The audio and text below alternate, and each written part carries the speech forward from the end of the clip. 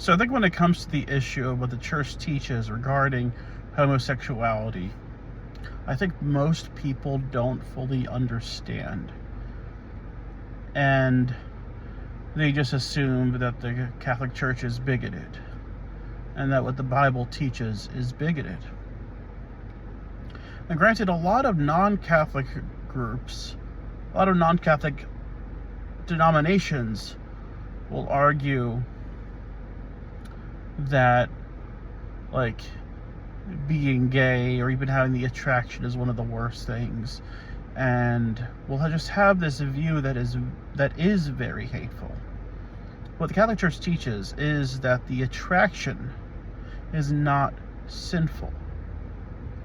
The term that is used in the Catechism, though, can be interpreted as being bigoted. It says that same-sex attraction is objectively disordered. But we need to unpack what that means. The church does not teach, God does not teach that the person is disordered. It does not teach that the person has a disorder, as if having the attraction is a disease. Rather, what the church means by saying that something is intrinsically disordered or objectively disordered is that it is not pointed to the end which sexuality intends to fulfill.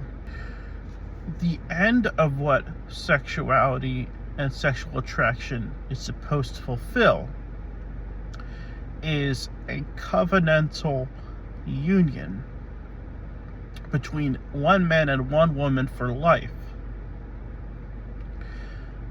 in which it is manifested by the two physically coming together as one and having the potentiality of having children. That's what the order of attraction is. With two men and two women engaging in sexual activity, there's neither a union of persons, nor is there the possibility of conceiving a child. So for someone who has the attraction, that attraction cannot fulfill the end in which sexual attraction is to be manifested. It is not pointing, not ordered towards the union of persons or having children. That's all that it means. It does not mean that the person has a disorder.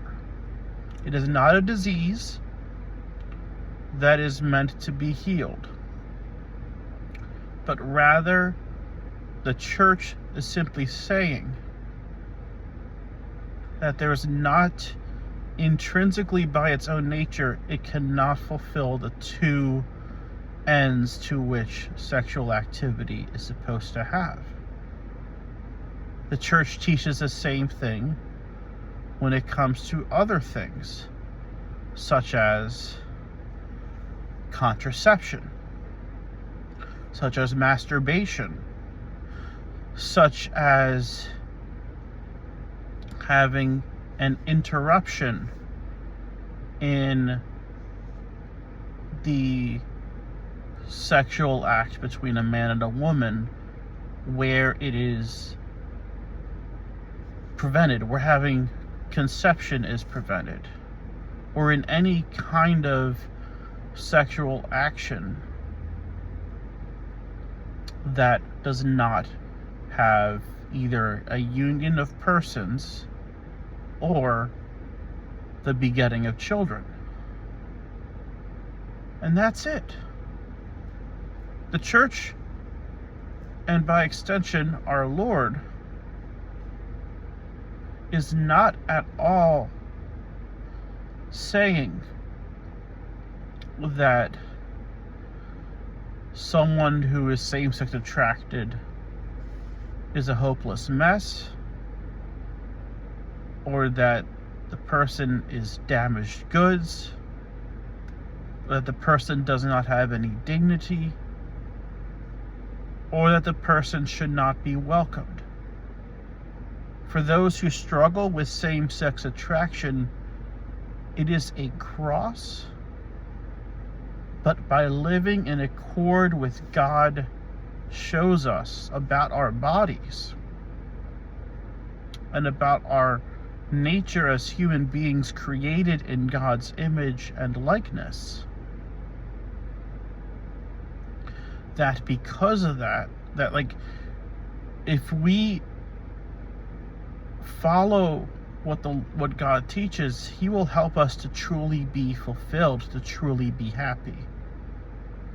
And that can't happen when it comes to acting on certain desires. The attraction is also not an identity. You're not identified, or you shouldn't identify yourself by what attraction you have. Because you're so much more than your sexuality. You're so much more than the feeling that you get by whoever you're attracted to. You're so much more than that. And so the church has a very balanced view, where the person and the attraction are not necessarily the same thing. The person may have the attraction, but they are in reality someone who is created in the image and likeness of God. And that's why it's so important to not label yourself by what you're attracted to. Because there's so much more than that.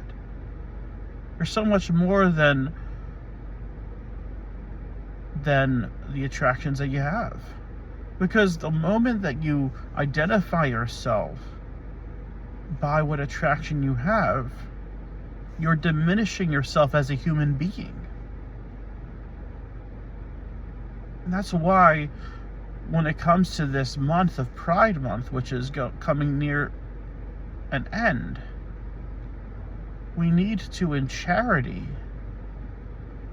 stand for the fact that we are human beings created in God's image and likeness, and that there is a purpose to our bodies, and that we are created male and female. That's all that I got. Thanks for letting me share.